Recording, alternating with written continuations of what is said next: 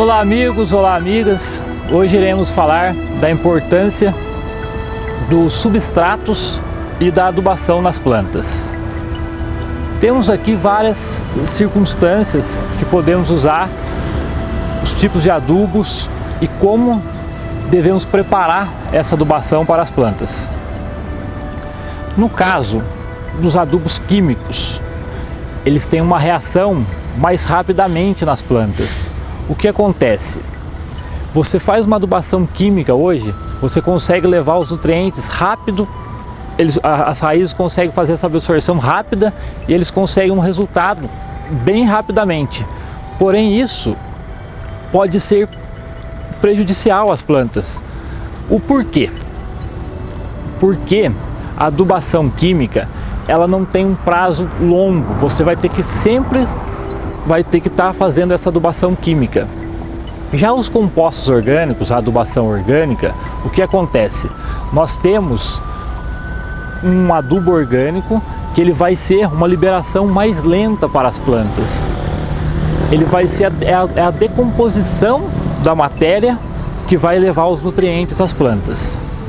Então iremos usar como exemplo o composto orgânico. O que é esse composto orgânico na verdade? Na verdade, esse composto orgânico é o resto de alimentos, é casca de árvores, é polpas de frutas, entendeu? Que acontece essa decomposição e ele faz com que isso gere um substrato rico em nutrientes. E qual é a função principal do substrato? A função principal do substrato é a retenção de água pelas raízes, certo? E o crescimento das raízes. Você sempre tem que colocar um substrato que as raízes consigam desenvolver embaixo desse substrato, aconteça a respiração das raízes. E assim nós teremos um desenvolvimento pleno da planta. Existem substratos para todos os tipos de planta. Cada planta, o substrato ideal deve ser usado. Um exemplo, temos esse substrato que são as cascas para as orquídeas. É nesse substrato que as orquídeas melhor se desenvolvem. Temos o substrato que é a fibra de coco. A fibra de coco, no caso, como ela pode ser utilizada? A fibra de coco, ela é ótima para reter água. Então, você pode colocar uma camada de terra no seu plantio e pode usar a fibra de coco como cobertura para acontecer essa retenção de água. E essa retenção de água, ela é liberada aos poucos para o desenvolvimento da planta. Então, os adubos, tanto os orgânicos quanto os adubos, a adubação química, você pode mesclar. Muita gente não gosta, muita gente gosta de usar apenas o composto orgânico. O composto orgânico que é de origem das cascas de pinos, dos restos de frutas, de uma própria compostagem que você mesmo pode ter na sua casa. Um minhocário, uma composteira. Então, como podemos providenciar uma composteira na nossa casa? Falando em substrato, nós podemos observar também que nós temos uma variedade muito grande. E como podemos usar? Usamos o substrato orgânico junto com o químico ou usamos apenas o químico ou apenas o orgânico? Essa é uma pergunta muito legal. Nós devemos utilizar o substrato orgânico e o químico junto também, mas muitas pessoas não gostam desse uso. Às vezes elas preferem o uso apenas do orgânico ou apenas do químico. E falando de substrato orgânico, a gente pode fazer a mistura de todos os substratos orgânicos, entendeu? Que ele vai ficar rico em nutrientes. E é desses nutrientes que a planta precisa para o seu desenvolvimento. É desses nutrientes que a planta precisa para o seu crescimento, para a sua produção. E já o adubo químico, a adubação química na planta, ela vai apresentar um resultado mais rápido, porém ela não vai ser tão vantajosa no decorrer dos anos. Você preparar um solo com o uso de substratos, esse solo, com o passar dos anos, ele vai ficar rico em nutrientes. Ele vai ser vai enriquecendo com o passar dos anos. E isso pode diminuir também o uso do adubo químico para a correção desse solo. Lembrando que o adubo químico ele deve ser usado nas recomendações indicadas. Nunca devemos utilizar os adubos químicos de forma errada, ou em grande quantidade ou em pequena quantidade. Isso é muito prejudicial ao solo e à saúde das plantas.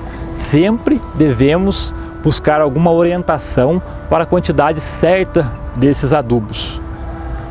Em questão do substrato, quanto mais enriquecermos o solo, melhor vai ser o desenvolvimento da planta e as culturas futuras plantadas nesses solos serão de crescimento bem melhor e com um resultado muito mais vantajoso. Então sempre devemos preparar o solo com o substrato, ver o que o solo necessita para ser corrigido, para depois então levarmos uma planta a esse solo para o seu cultivar definitivo. A terra vegetal também é um substrato. Existe hoje terras vegetais já preparadas, já adubadas, que podem ser levadas diretamente ao vaso ou diretamente à cova de plantio da muda no seu local final. Outro substrato também utilizado é a areia. A areia é um substrato muito utilizado. Ela também pode ser utilizada em proporções a cada 2 camadas de terra, 1 de areia, ou a cada 4 camadas de terra, 2 de areia. Você pode fazer essa proporção levando em consideração essa mistura para preparar o seu próprio substrato, para saber se a planta que você está plantando ela precisa de um solo mais arenoso ou não. E isso você vai enriquecendo a planta, o solo, para a planta desenvolver conforme as suas necessidades. Lembrando que o uso do substrato, eles não devem ser usados de forma única. Nós devemos fazer a preparação desse composto para poder utilizar. Não devemos utilizar como substrato apenas uma casca de pinos, porque esse substrato, apenas uma casca de pinos, ele não vai fornecer todos os nutrientes necessários que a planta precisa.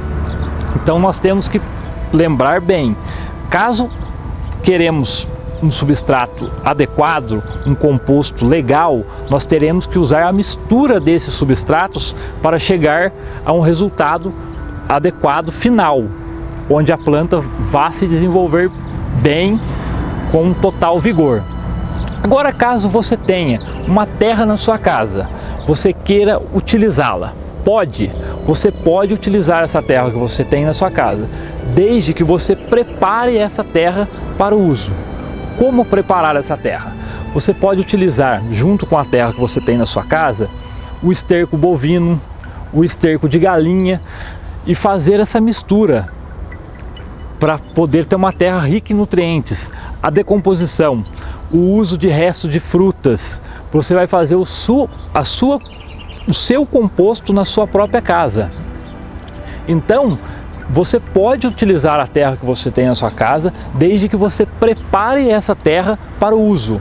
Nunca pode utilizar uma terra que não contenha nutrientes, não contenha força, não contenha nutrientes necessários para o desenvolvimento da planta. Esses nutrientes são essenciais para o desenvolvimento e com certeza você não vai ter uma boa planta, não vai ter uma boa muda se você não fizer o uso correto dessa terra. Hoje em dia já temos terras prontas, preparadas para isso, que você pode adquirir em qualquer floricultura, em casas de jardinagem também. Essa é uma vantagem, você já consegue ter a terra preparada para o seu plantio. Caso você queira utilizar a terra que você tem em sua residência, você vai ter que fazer o preparo dessa terra para poder utilizar. Só assim essa terra vai ser rica em nutrientes e você vai conseguir levar esses nutrientes até a planta, dentro do seu vaso ou no seu quintal. Caso você queira fazer um substrato mais econômico, você pode utilizar a terra que você tem na sua casa e utilizar um composto orgânico para você fazer essa mistura. Você deve buscar uma proporção ideal dessa mistura. E você deve consultar alguém que possa explicar para você melhor como deve ser feita essa mistura, tanto com adubos químicos como com adubos orgânicos. Essa mistura ela vai ser fundamental para o resultado do seu substrato produzido na sua casa. Assim você vai garantir uma economia e vai obter um resultado esperado. Lembrando também que o uso de substratos que é produzido residencialmente, devemos ter os cuidados com as ervas daninhas presentes nos substratos. O que são essas ervas daninhas? Essas ervas daninhas nada mais são os alimentos ingeridos pela galinha ou pelo boi, que depois, junto com as fezes dele, as sementes permanecem, entendeu? E nessa mistura acontece o esterco bovino, você acaba levando ervas daninhas para os substratos. E quando você vai fazer o uso desse substrato, essas sementes, elas desenvolvem, entendeu?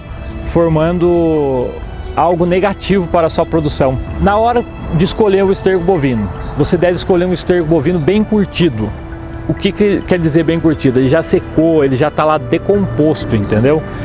Para um melhor resultado, para não ir a erva daninha ao seu substrato, você deve fazer o peneiramento desse composto, desse esterco bovino. Assim, com esse peneiramento, você consegue levar para o seu substrato, para a sua mistura de terra, para o seu composto que você vai fazer, algo livre de plantas daninhas para o seu resultado ideal.